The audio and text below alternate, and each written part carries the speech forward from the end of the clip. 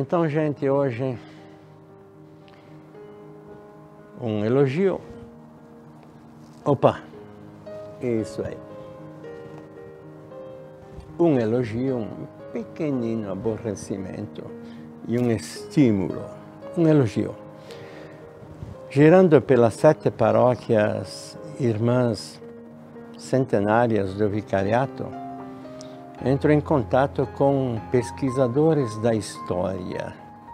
Interessante como o nosso povo gosta de pesquisar a história dos seus lugares, das suas famílias, né?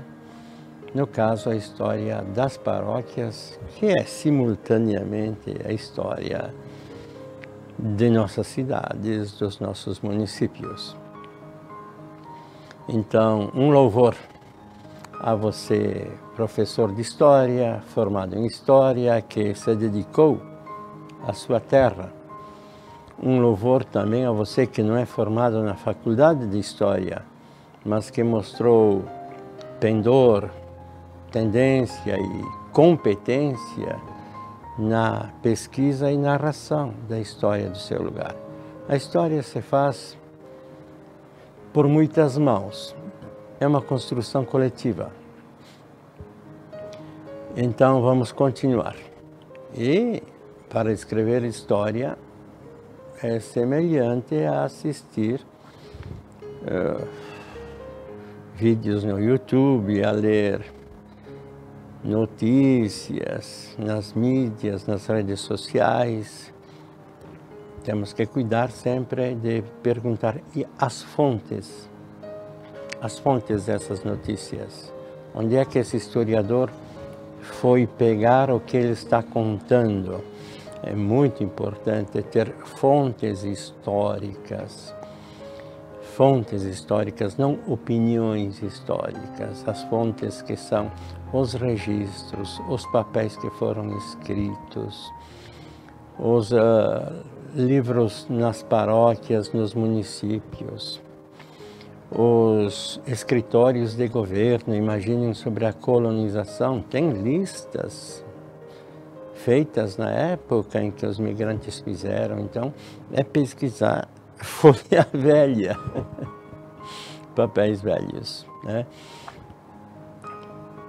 É também uma fonte histórica, um relato oral. Por exemplo, quando um avô de vocês fala que escutou o seu bisavô contar como foi a travessia do mar, é uma fonte. É uma fonte. O avô não atravessou o mar, mas ele ouviu o seu pai conversar, explicar, sua mãe. Então, claro que depois se faz a peneira crítica para ver, procurar ver quantas pessoas aumentam nos seus relatos, se esses relatos coincidem com outros, e aí você vai construindo a narrativa histórica o tanto quanto possível objetiva. Uma história objetiva, essa é outra pergunta difícil de responder, né? Se existe uma história objetiva, como existe a matemática objetiva, né? A geografia objetiva, porque é sempre alguém avaliando os acontecimentos a partir do mundo de hoje e da compreensão que já tem do mundo e da história. Mas é difícil ter uma história objetiva, isenta.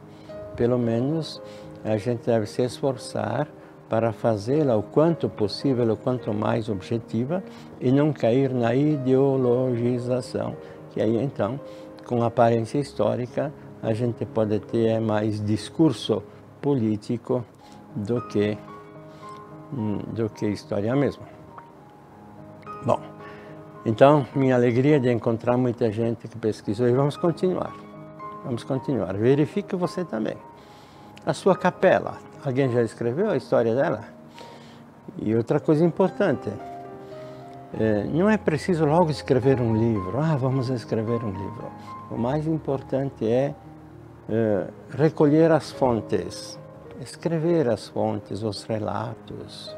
Agora, até com o auxílio dos meios digitais, é tão fácil gravar uma entrevista até em vídeo também, né? Uma vez tinha que levar um gravador que era um tijolaço enorme e fazia um sucesso, né? Bom, então é recolher a história, sim, a primeira preocupação de escrevê-la, de fazer um livro bonito. Claro que se a gente consegue fazer um livro bem fundamentado, bem escrito, tanto melhor, porque aí a gente partilha com os outros essa história.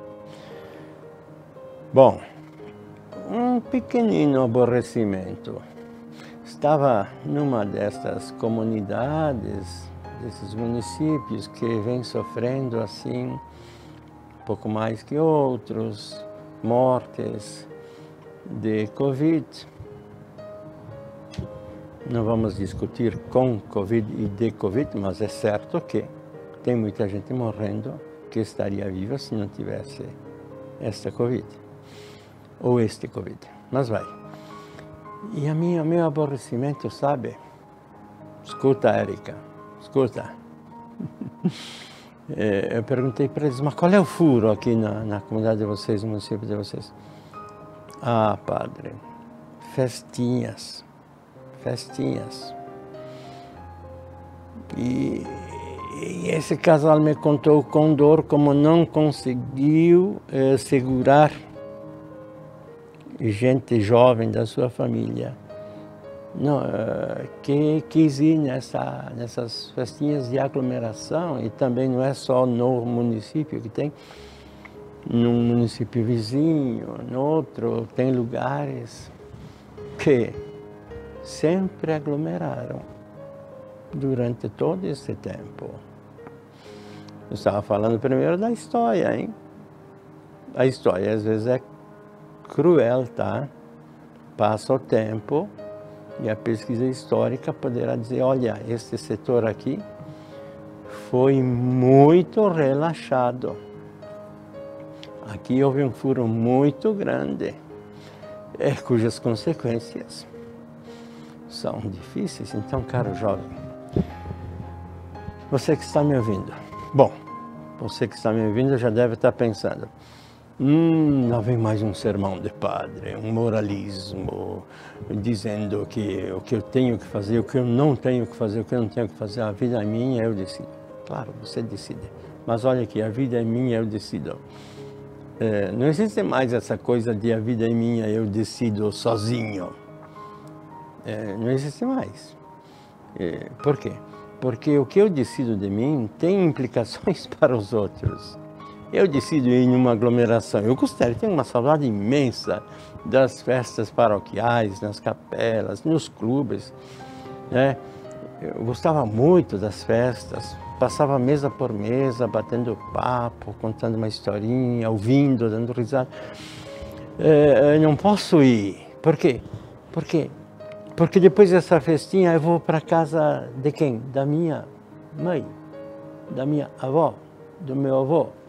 Ou, Érica, venho aqui para o meu trabalho na Conecta.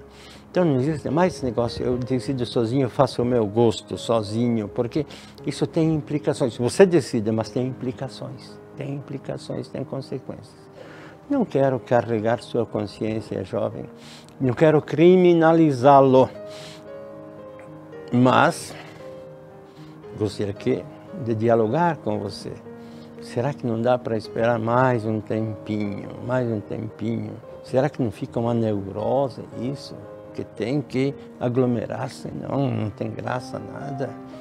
É chato, eu sei que tem gente que até entrou em depressão porque não pode mais aglomerar, ir para festas, encontros, convívios, danças. Mas estamos num tempo de guerra. Num tempo de guerra não tem, eu decido pelo meu gosto. Quando bombardeavam Londres, os nazistas, não tinha outra opção senão dormir embaixo nas estações do metrô.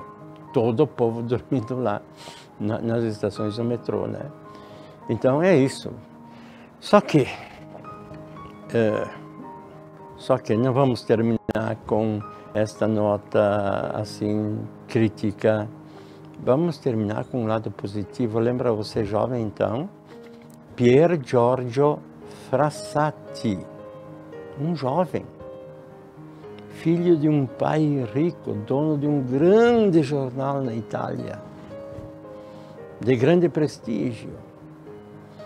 Este jovem não se deixou iludir, gostava muito do grupo jovem, se chamava Ação Católica.